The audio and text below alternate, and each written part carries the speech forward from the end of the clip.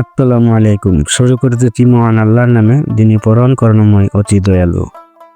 তো বন্ধুরা, এই হোটেলে কাজ করলে তো আপনার খানার কোনো চিন্তা করতে হবে না।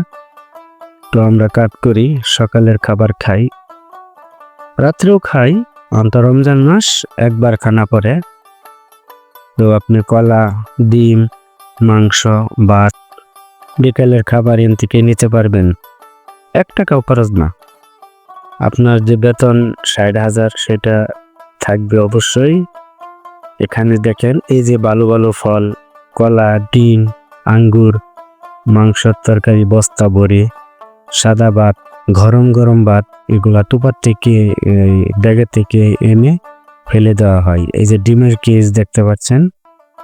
তো এগুলো অনেকে তো হোটেলে খাবার খেতে পারে না, তো এখান থেকে নিয়ে আবার সে রান্না করে খেতে পারে। দেখেন কত সুন্দর কলার ফানা।